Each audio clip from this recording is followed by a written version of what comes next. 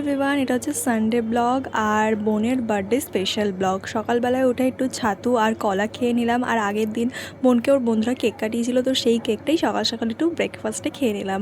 তো তারপরে বিকেলবেলায় একটু চিলি চিকেন করবে মা ওর বার্থডের জন্য, চিলি চিকেন আর ফ্রাইড রাইস আর পায়েস। তার জন্য এখানে আমি সব ম্যারিনেশন করেছি আর সব কেটে কুটে রেখে দিয়েছি, আর এখন জাস্ট ভাজবো। আর এইসব করা তো ম্যান্ডেটারি, তো ডোন্ট স্কিপ দিস। তো যাই হোক, তারপরে আমি মাংসগুলো ভেজে নিলাম, আর বিকেলবেলা একটু যাচ্ছিলাম, কোথায় যাচ্ছিলাম, একটু মশলা কিনতে যাচ্ছিলাম হয়তো। তো তারপর বোনের বন্ধুরা এখানে এসে গেছে, আর ওরা ভিডিও ফটো করছিল, আর আমি এরকম ভিডিও করে ডিস্টার্ব করছিলাম ওদেরকে। তো যাই হোক, তারপরে দেখতেই পাচ্ছ এখানে সবাই এসেছে, সবাই কথাটা তো বলছে। ওর কেকটা একটু পরেই কাটা হবে। তো এটা হচ্ছে ওর বার্থডে কেক, হোয়াইট ফরেস্ট। তো তারপরে ও কেক কাটিং করলো এখানটায়।